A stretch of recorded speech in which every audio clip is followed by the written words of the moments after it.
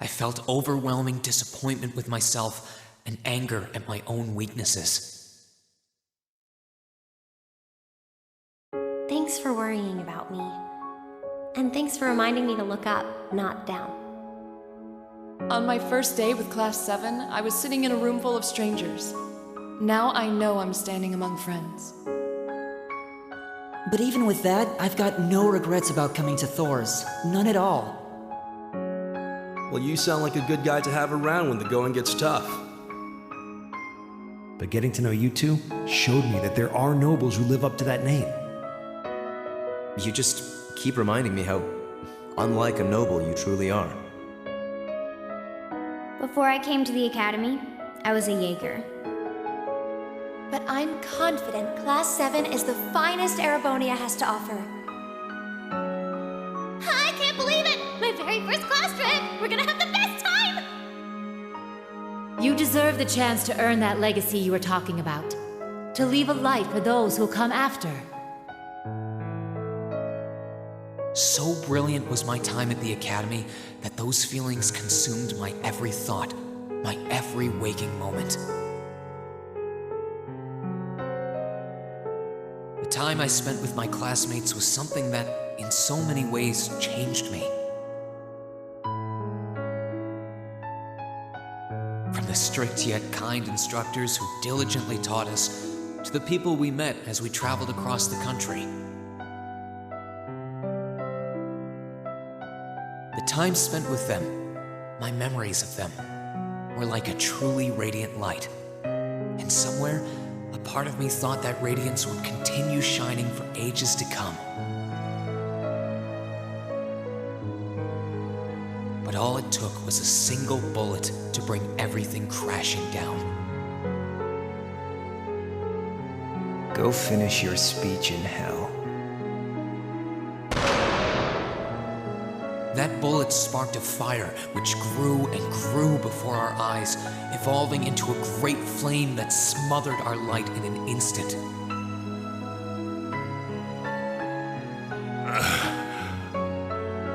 Well played, Armbrust. There were no exceptions, be it those seemingly never-ending days or anything else I've come to treasure. Resound, resound, O voice everlasting! Rend night's silent veil and reveal unto all the beautiful world! Everything was reduced to ash. But at the end of the day, I'm C. That's the real deal. The Crow Armbrust you've known all this time, he isn't real. He never was. Back then, I still didn't understand. I didn't know the pure bliss that comes from being with others, nor did I know the ache that comes from parting with them. I didn't understand what it meant to truly love someone. All I could do was endure the torment of my own sense of powerlessness and bottle up the feelings I could do nothing about. All while trying desperately to fight against that ever-burning flame.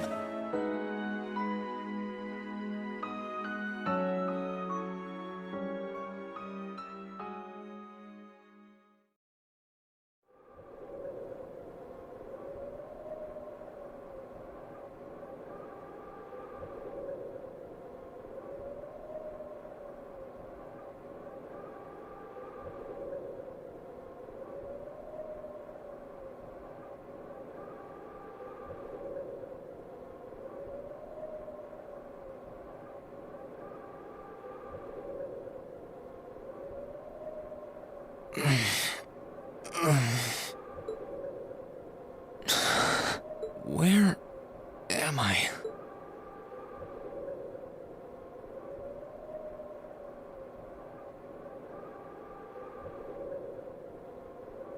How did I get here? I feel like I was fighting. Am I dreaming? Of course not.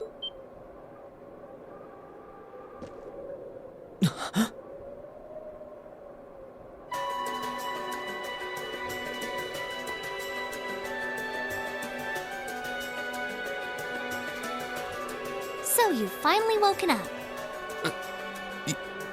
And I wish it were, but this is no dream. This is reality. Cold, cruel reality. And you're going to need to hurry up and accept that because you haven't got time to waste. His core's been damaged, which means he's not going anywhere anytime soon. So you're going to need to protect yourself, Ashen Awakener.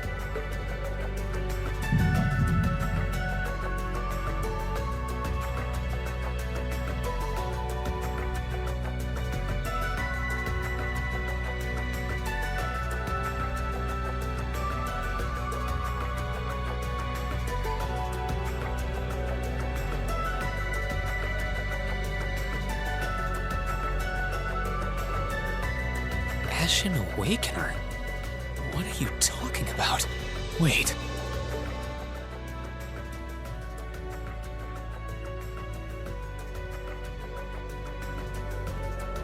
What's going on here anyway? What is that thing?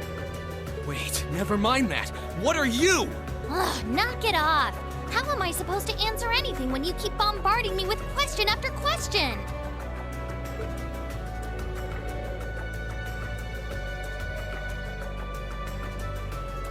You're a chosen one. Chosen by a fragment of the ancient Great Power. Great Power? That's right. Those fragments were the origin of the great knights that appear in Erebonian legends. At times, they protected people from harm and disaster, while at others, they were the cause of harm and disaster themselves. And the being in front of you is one of them, a divine knight known as the Ashen Knight. The Ashen Knight? Valmar? Wait. I remember when I called him.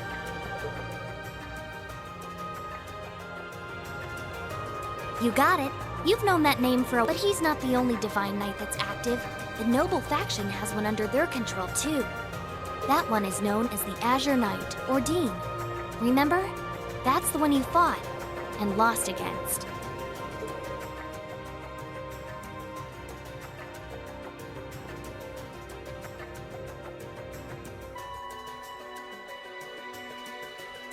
Why? Why did it come to this? Why did everyone... Crow? He had me fooled, too. How could I have known that irresponsible playboy was the Azure Knight's Awakener? He's obviously had plenty of experience piloting it, too. He must be pretty dedicated to his cause, whatever it is.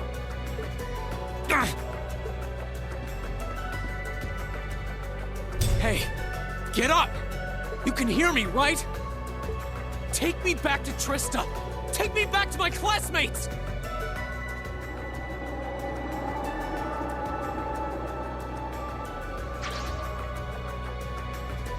You're wasting your time. His core was heavily damaged in the battle with the Azure Knight. Didn't I just tell you that?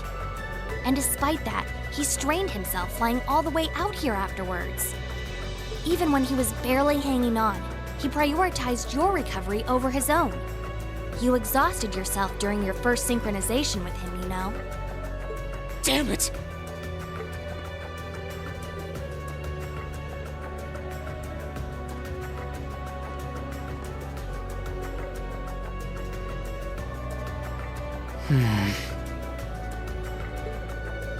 This must be somewhere in the Isengard range, on the northern side of the Nortia province. Huh. I'm surprised you were able to work that out just from a glance. I guess that's what happens when you're raised in the mountain. Hey, where are you going?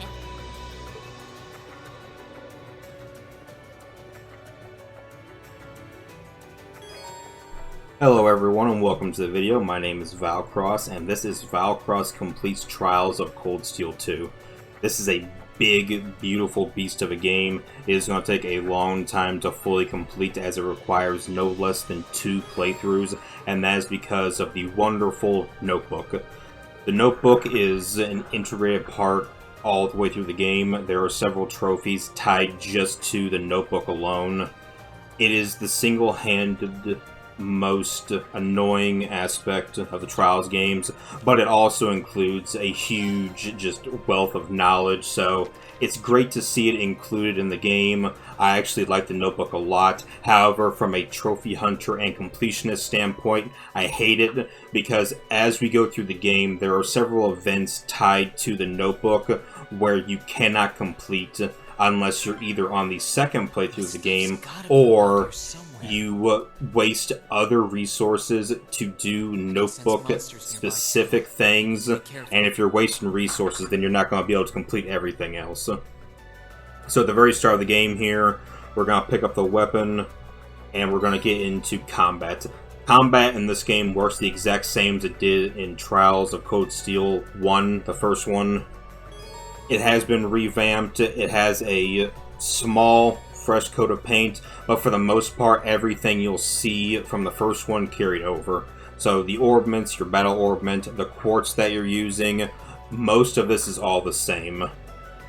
Even if you grinded to level 99 in the first game, which you didn't have to, but it's nice if you did because you do get special perks in this game from it, you start off at level 40 in this game, which bothered me the first time I played through it, but if you were to move over a character at 99 and be 99 all the way through the game, it would get very boring. So I understand why they did it. I just wish that in the first game they would have made you cap at 40, like your first, or well, your 99 would have been 40. That would have just been a lot better. So we're going to equip all the quartz we have. The quartz that you start off with is dependent on the level you imported your game over. So I was level 99 when I imported my game over on the PS4. I started off with the Saintly Force, which is an awesome starting quartz, but you will not have that if you're starting a fresh game, so just keep that in mind. Really, for these first fights, and actually most of the first chapter, it really doesn't matter. You're going to be getting into small fights throughout. You can grind a little bit more if you need to. The quartz at the very start of the game are not that important. At the end of the game, they're extremely important, and boss fights are going to be just a complete nightmare if you don't actually have certain quartz. But at the beginning, whatever you have is perfectly fine. Here I go. Alright, we're going to get into our first taste of combat here. The tutorial is going to play out. It's the same from the first game. If you haven't played the first game, you really need to, as it is probably one of my favorite RPGs. Definitely an old-time RPGs, as are most in the series, but the story holds it up, and there are some nice tweaks to the core RPG mechanics that just make it really well-rounded. In these first fights, and actually throughout the entire tutorial, you need to make sure you're using battle scopes on the monsters. These tutorial monsters, I'm pretty sure, are missable. I don't think you can come back to this area until your second playthrough. It's not a big deal if you forget to use a battle scope, but just remember on your second playthrough coming up here, you must get all enemies analyzed. If you don't, the monster guide will never be complete, and you'll be missing out on 1 or 2 achievements. I can't remember if there's a specific achievement for bosses, but there is definitely one for filling out the full monster guide, and the monster guide is also part of the notebook. Don't fill out the monster guide, the notebook achievement's not going to pop. Sadly, that's just how it is.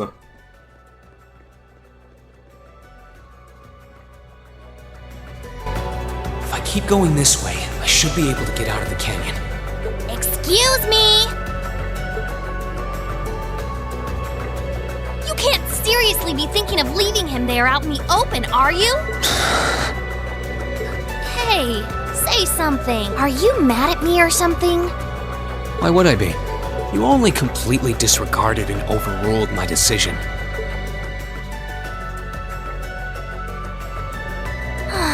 What else was I supposed to do? If we hadn't flown away when we did, you'd be dead by now. We probably would have lost Valimar, too. If anything, you should be thanking me. Forget it. Right now, I want to focus on finding the others. If I keep going this way, I should end up on the highway at some point. Sorry, but that's a huge waste of time. It's been over a month since all of that stuff happened back in Trista. A month? You can't be serious!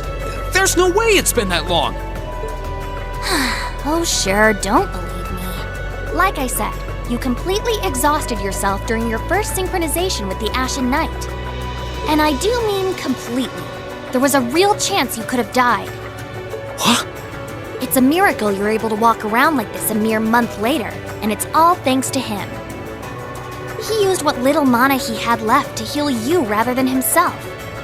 And just so you know, I've been here this whole time, watching over you. So I really don't think I deserve all of this animosity I'm getting from you. This can't be. It's been a whole month since what happened near Trista? But then, what happened to the others? Hey, wait a... Oh, for heaven's sake!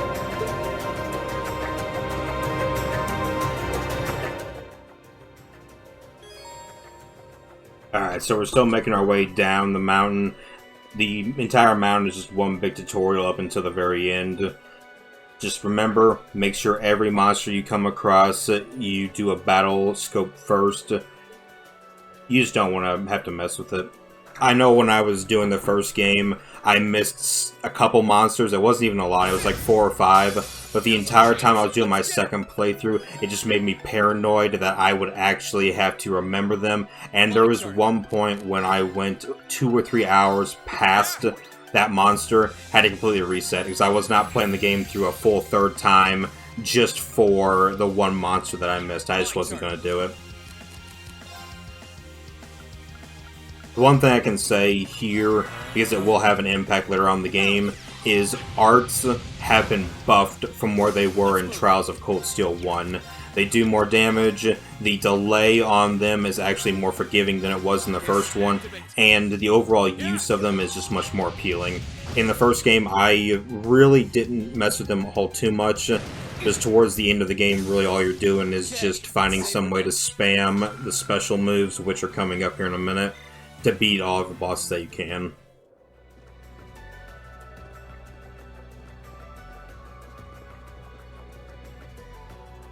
One thing I can say now is that I will be turning on and off turbo mode, making the game go by faster, making it a little bit more bearable on me playing through the game, especially on the second go around, and just to make some of the animations go faster.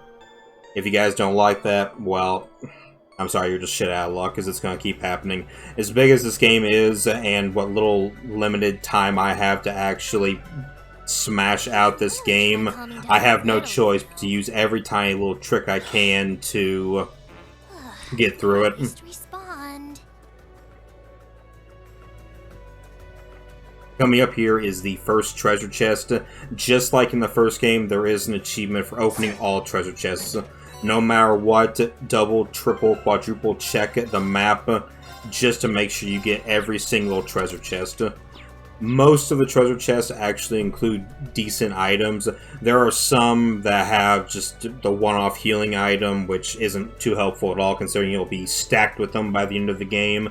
But the ones that include especially the special crystals are probably the best ones you're looking out for.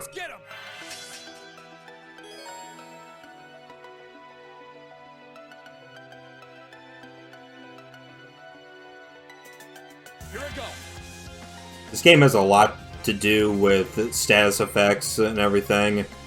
Really, you can read up on it if you want. For the most important part, though, the only statuses that matter are the ones that actually can be inflicted upon bosses.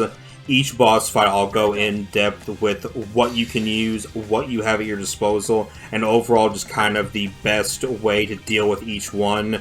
For regular mobs, I wouldn't even worry about it most time, especially considering when S-Crafts or even some higher tier regular attacks can take out an entire group of them. Really, it's just no point in worrying about it. For bosses, definitely. For regular mobs, I wouldn't waste your time on it.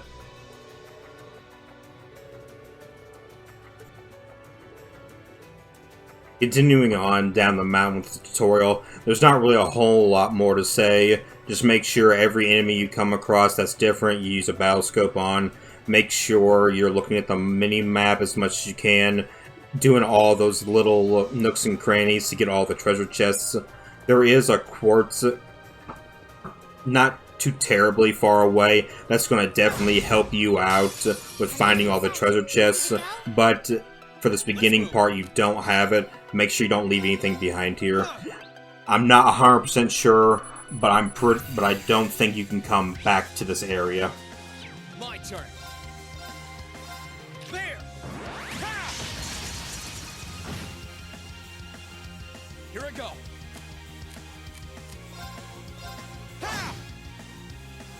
While you're done with these fights, I want to go ahead and say it. Don't feel the need to needlessly grind. There are only a few points in the game where I actually grind up levels, or more importantly, I grind up Master Quartz levels to get the next tier bonus from them. But really, on a normal playthrough, which is what we're doing before the Nightmare run, just do a normal, casual, fun playthrough of the game. The Nightmare run is more challenging, of course, but enemies get a lot cheaper in Nightmare. So if you can go into Nightmare mode, your second playthrough of the game, with a level 70, you'll be starting off fine. You'll one-shot a beginning monsters without an issue. The bosses will still give you a headache, but you'll be in a much better position to deal with them. So, in short, don't feel the need to grind. You don't need to do it. My turn.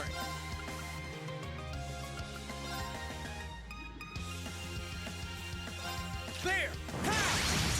My turn. There. Let's move. Let's move. We need to hurry and find the others. This is stressful.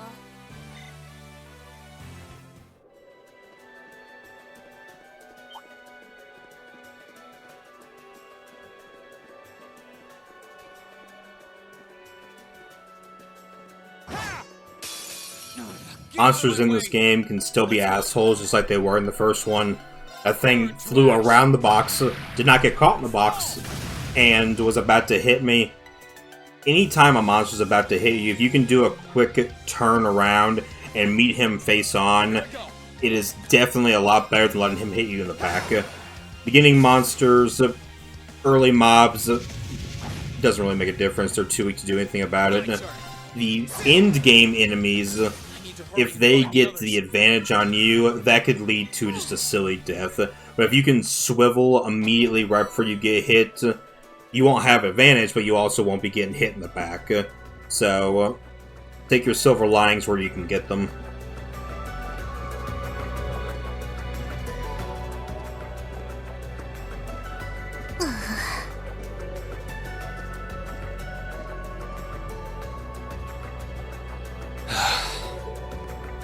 I'd asked this before and didn't get an answer.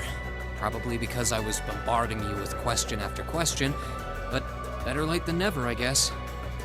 Just what are you anyway? Why do you know so much about everything? And don't even think of saying you're just an ordinary cat, because last time I tried talking to a cat, it did not talk back. Oopsie! Totally forgot about that, didn't I? I'm what you'd call a familiar. I faithfully serve the witches of the Hexen clan and aid them in fulfilling their duties.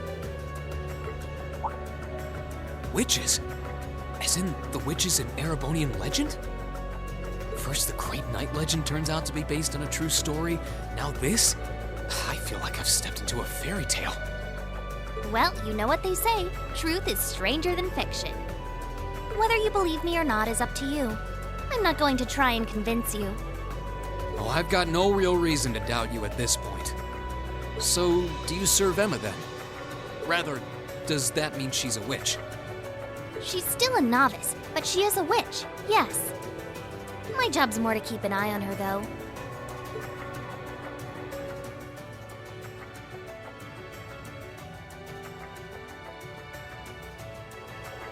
did always get the sense that there was more to Emma than meets the eye. Guess we were right. But her being a witch? It's surprising. But then again, the more I think about it, the more it makes perfect sense. What's with the goofy grin? Oh, it's nothing. Anyway, let's get going.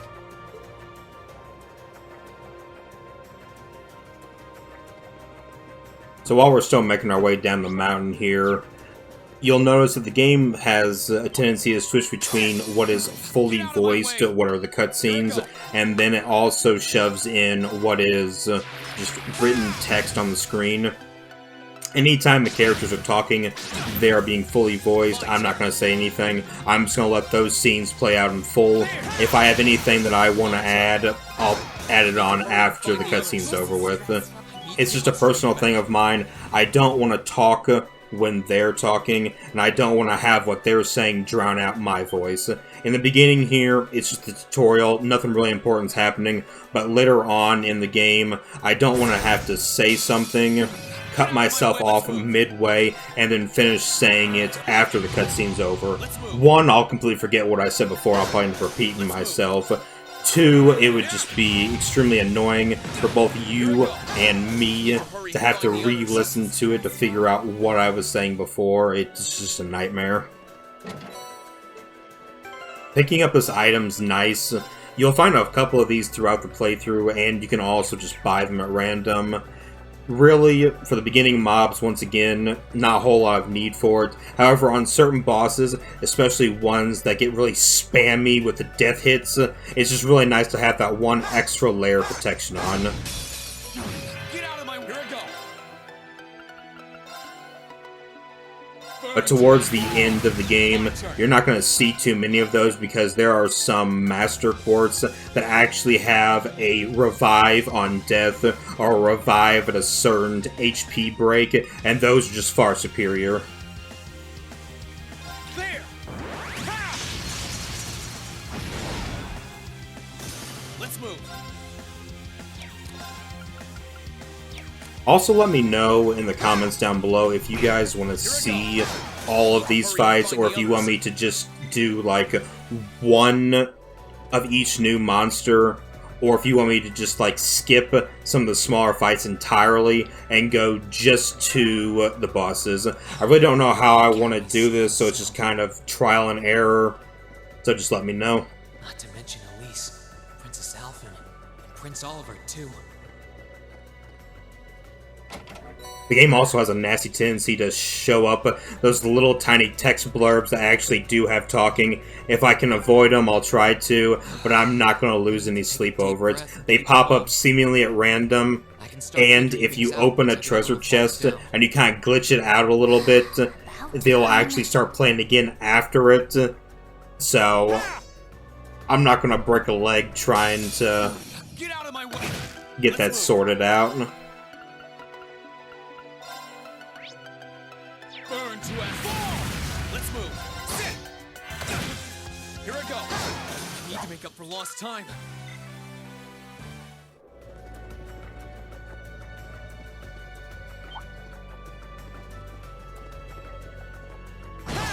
You probably noticed by now that you can do a bait and switch. You can go up there, make sure the enemy sees you, run away until you're out of its aggro range, and just come back and definitely get an advantage on it. You can do that with every single enemy in the game besides bosses. Take advantage to it. It's cheap, but so are half the monsters in this freaking game. If they're gonna be cheap, I'm gonna be cheap. That's how this works. Could it be?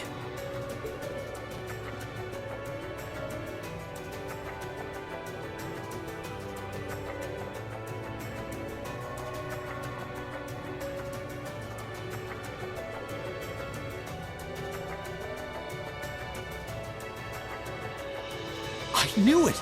I've been here before! Master Ka-Fai brought me here as part of my training. That's the name of your former instructor, right? Yeah. He was the founder of the 8 Leaves, 1 Blade School of Swordsmanship that I follow. His full name's Master Yun Ka-Fai, though most just know him as the Sword Hermit. Man, when was the last time I came here? Must have been, I don't know, 5 years ago. In fact, if I remember right, my hometown of Ymir is only a few hours away. Oh, really? Well, that's convenient. Wanna head there? We might be able to get there by sundown. If we hurry, yeah? As soon as we get to Ymir, I want to try and gather information on what's been going on. What was that? It feels like it's coming closer. It couldn't be.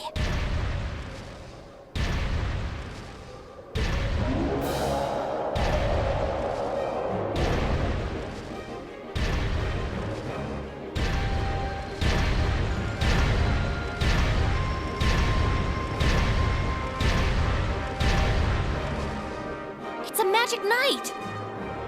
You know what that thing is? They're magic golems made during the Dark Ages, and they're incredibly strong. Damn it, what's one doing here?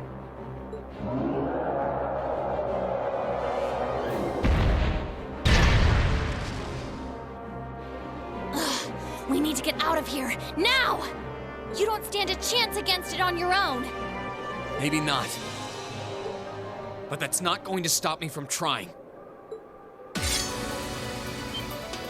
You idiot! You're still recovering! You don't stand a chance! We'll see about that. All I know is that it's standing between me and everyone I care about. So if getting to them means taking this thing on, so be it! Unbelievable.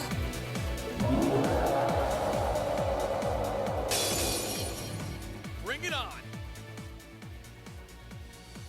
Alright, so first boss time. Always make sure when you start off a boss fight, the first thing you should do is to throw a battle scope or use an analyze ability. Bosses, you'll almost never get a second chance to scan them, so always make sure it's the first thing you do. There are some bosses that throw mines or that spawn additional enemies during the battle. You need to scan those as well, because they do count towards the progression of the monster guide and the notebook. This boss here really isn't all too bad. He's got around 35k health. You only need to deplete about 20k worth of that. Once you've gotten him down to the 10k or the 15k range, the fight's over. To make that go a lot faster, come in here with full CP, full 200 CP, use Motivate or use Saintly Force if you have it, and then hit him with your S-Craft. Fully buffed up, it's going to do anywhere from 10 to 16, so already the fight's halfway over at that point. I didn't do that, because really it's not necessary, it's just for speed.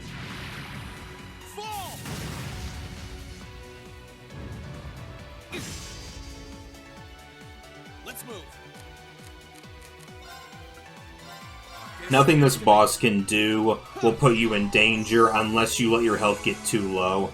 Heal up when you're around the 25 to 2000 range, and you'll be completely fine.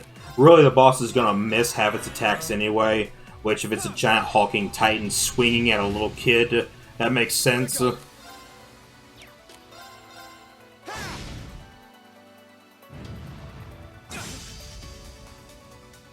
This fight will take a while.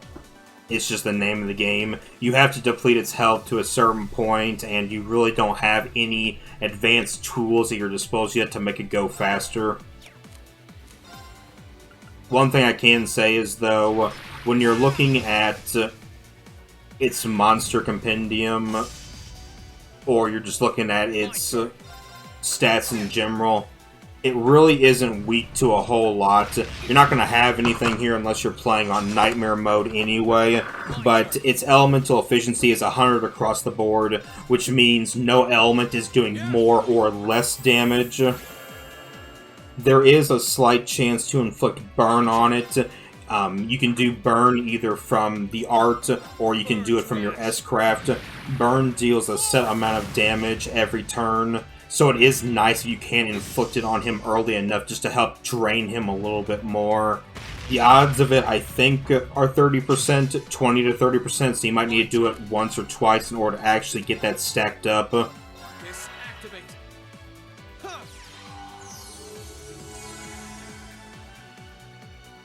Let's move. Burn to ash. Fall!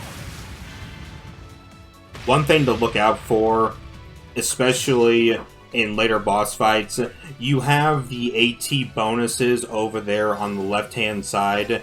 If you can ever get it to match up to where you have a crit and you use your S-Craft at the same time, that is the best, fastest way to use very little resources and deal massive damage to the bosses.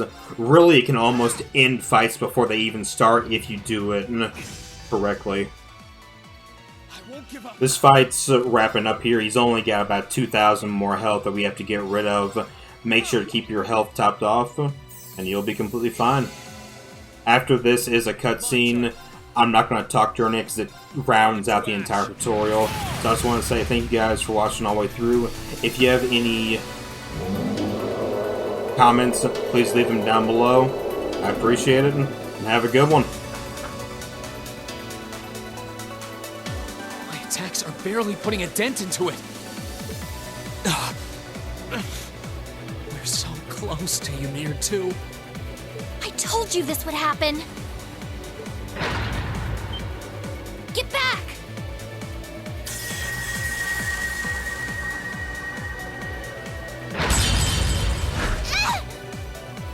Celine!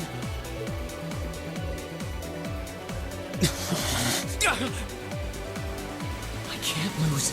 Not here. Not without seeing everyone again.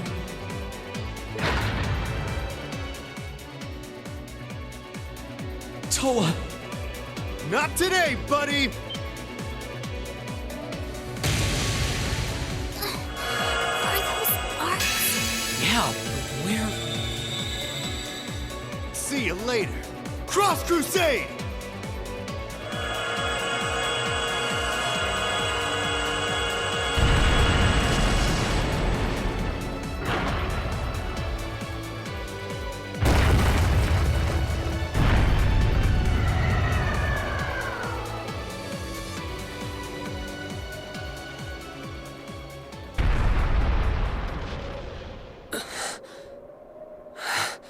Are we safe?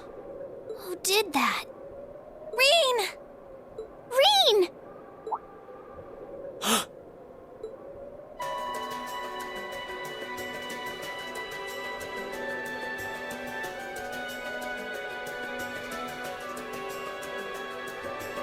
Whew! Made it without a second to spare. Good to see you're still in one piece. I'm so glad we hurried. I don't want to even imagine what could have happened if we weren't in time. You aren't hurt, are you? Your Highness? And Toval? And... Reen, stay right there!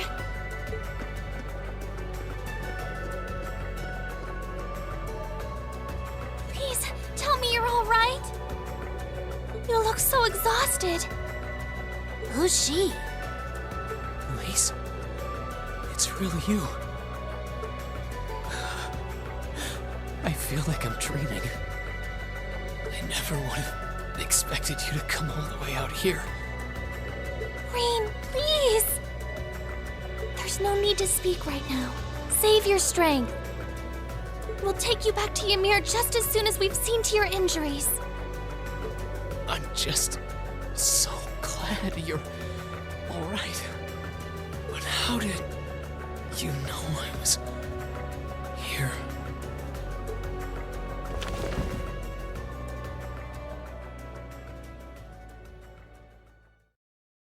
As my consciousness began to fade, I heard a distinct voice resound at the back of my mind.